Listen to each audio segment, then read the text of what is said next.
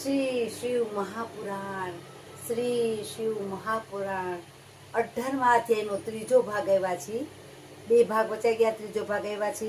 બીજા ભાગનો 18માનો ત્રીજો. આપણે પેલા ગણપતિને યાદ કરશું. હે ગણપતિ દાદા, તમે અમારા વાંચવામાં આખો પરિવાર હાજર રહેજો. અમારી ભૂલ ચૂક થાય તો માફ કરજો. અમે તો ગાંડા ખેલા છીએ. મારી ભૂલ ચૂક થાય તો માફી માંગીએ છીએ. તો આપણે એક કડી ભગવાનને યાદ કરશું. ભગવાનને યાદ કરી અને પછી આપણે શ્રી વાંચશું. શ્રીનાથજી બોલો, શ્રી રમનાથજી બોલો, શ્રીનાથજી બોલો, શ્રી રમનાથજી બોલો, શ્રીનાથજી બોલો,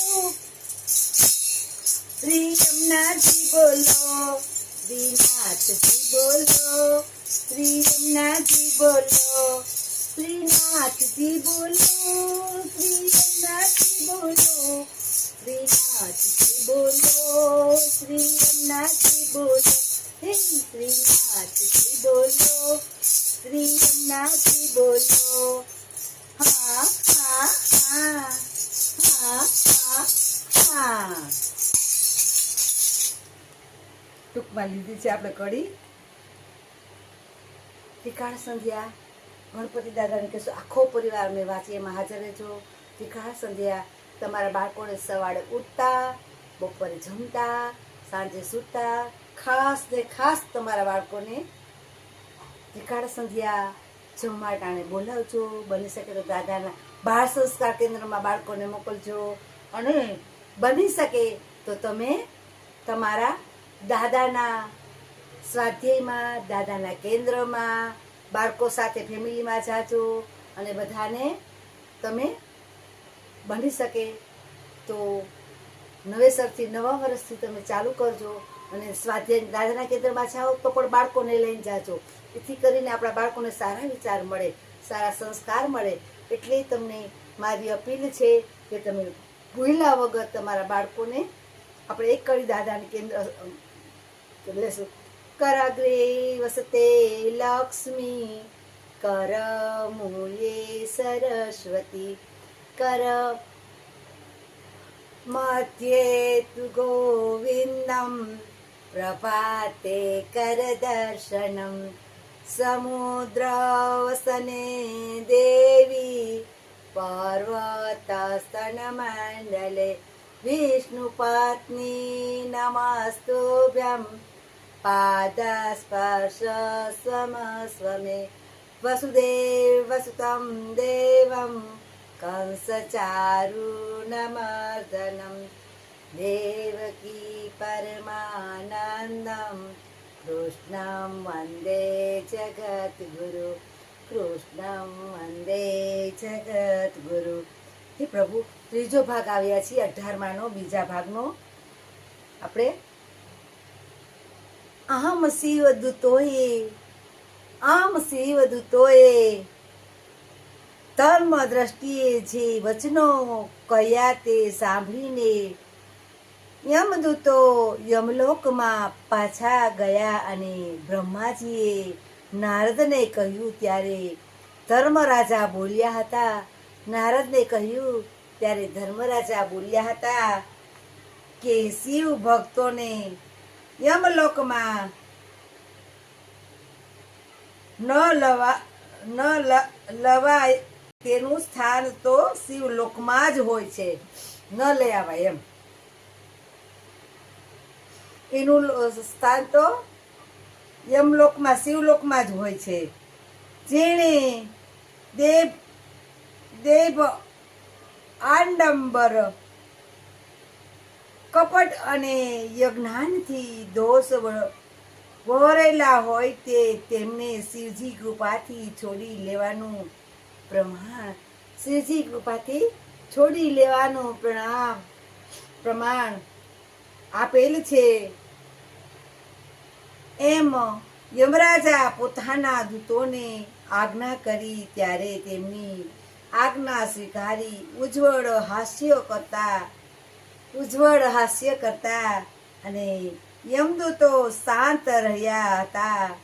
બ્રહ્માજી કહે, હે બ્રહ્માજી કહે, નારદ, એમ યમના દૂતો પાસેથી શિવ પાર્ષદોએ છોડાવેલ તે બ્રાહ્મણ જીવ તરત જ પવિત્ર મનવાળો થઈ શિવલોકમાં ગયો.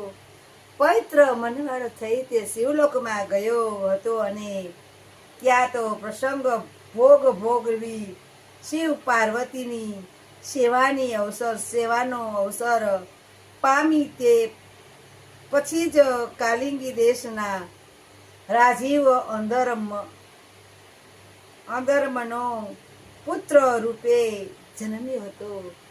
અધર્મનો પુત્ર રૂપે જન્મ્યો હતો અને તે પછી યુવાન થતા જ પિતા પાસેથી રાજ્ય મેળવી અને પ્રીતિથી ચોપાસ શિવ ધર્મ સ્થાપી અને ખૂબ જ ફેલાવો કર્યો હતો. તેણે તો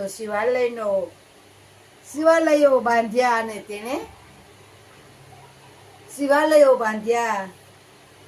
પૂર્વ જન્મની વાસનાનો ઉદય થવાથી શિવાલયમાં રોશની પ્રગટાવી અને ધર્મ પરનો પ્રેમ પ્રાપ્ત કર્યો હતો. અને હે મુનિવર, જે શિવ ધર્મ છે તેણે જે શિવ કૃપા રાજ્ય કર્યું હતું, આ પ્રમાણે યજ્ઞ દત્તના પુત્ર ગુણ અને વિદિતની ચરિત્ર કથા તે મને કહી. અરે સાંભળવી છે હે મુનિવર, સર્વકાળ શિવ સાથે મિત્રતા કેવી રીતે પામ્યો? તું શિવ સાથે મિત્રતા કેવી રીતે પામ્યો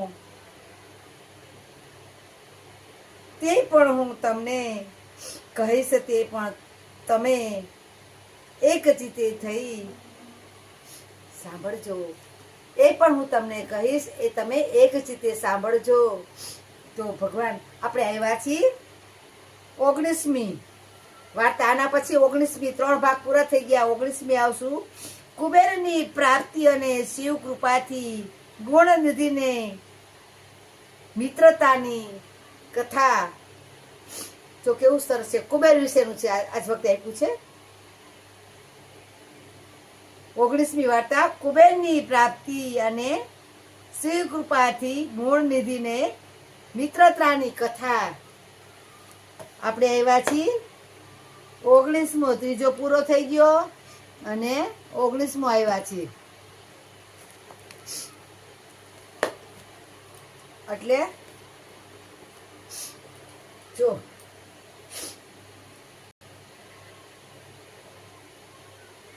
ભગવાન કેવું સરસ સમજાવે છે કે તમે જે કઈ હું સમજાવું તે શાંત દિલેથી તમે સાંભળજો.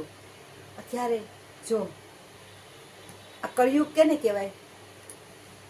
અમારા જમાનામાં અમે જન્મતા ને તમને કંઈ જ ખબર ના પડતી, બે કહેવાની ખબર ના પડતી, મુઠ્ઠીઓ પણ ના ખુલતી. જન્મતા ને તો 6 મહિના સુધી અમે ઘોડિયામાંથી બહાર જ ન કાઢતા. ઘોડિયામાં પડ્યા હતા, આખું ના ખુલતી. અત્યારની પ્રજા જન્મે છે ને તો એને બધી જ ફાન હોય છે, વાતું કરે, ચીતું કરે, ખિલખિલાટ કરે. એને આપણે જરાક પણ ડોકું કાઢીએ ને તો પરબાર હસવા માંડે. અમારા જમાનામાં કોઈની મુઠ્ઠી પણ ન ખુલતી. એને કહેવાય કળિયુગ.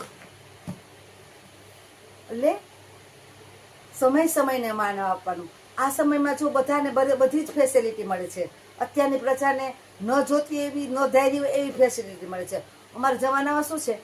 નહોતા મોબાઈલ, નહોતા રેડિયા, નહોતા પત્રથી લેટર લખતા. પછી 15 દી પત્ર મળે, પછી 15 દી 20 દી જવાબ આવે. અત્યારે તો તાત્કાલિક જોતા હોય તો ઓનલાઈન સમાચાર મળી જાય. તમે શું જમ્યા છો, શું ખાધું છે, શું પીધું છે, તમે ફોન કરો એટલે તમને એ પણ સમાચાર મળી જાય. પણ અને અમારા જમાનામાં આપણે કાંઈક જરૂરી કામ હોય ને તો મહિને ફોન કરીએ ને તો મહિને એનો જવાબ મળતો, 2 મહિને જવાબ આવતો. ક્યારેક લેટર આડાવરો થઈ જાય, એવી સુવિધા અમારા જમાનામાં કોઈ નથી. અત્યારના જમાનામાં તો બધું વિચિત્ર પ્રકારનું બધું ડિજિટલ આવી ગયું છે કે વાત જ જવા દો. કે અત્યારની પ્રજા એ લખાવીને આવી હોય, એ સારા કર્મ કરીને આવી, આપણે એવા કર્મ નહીં કર્યા હોય તો આપણે બધું એવું કાંઈ નહોતું મળ્યું. આપણા વખતમાં ઘણું બધું લેટ ગો કરવું પડતું હતું, નહોતી કાંઈ ભાન નહોતી, બે કહેવાની ખબર ન પડતી. આપણે ગાંડાની ઘોડે ઢોરની ઘોડે કામ કરતા. અને અત્યારના પૈસાની બધી ફેસિલિટી મળે છે, કારણ કે એ લખાવીને આવ્યા છે. ભલે તમને ફેસિલિટી મળે છે તો તમે ભગવાનને યાદ કરો, હે ભગવાન તમે મને આટલું બધું દીધું છે, thank you thank you thank you, તમારો આભાર, ખૂબ ખૂબ ખૂબ અભિનંદન. તમે મનુષ્ય આવો સરસ મનુષ્ય અવતાર આપ્યો છે. હું રોજ ઉઠું છું, તમે ભીખા ઉઠાડતા નથી, ભીખા સુવાડતા નથી. મારે જે ખાવું હોય એ બનાવી શકું છું, મને જે કંઈ જોઈ છે એ બધું મળી જાય છે.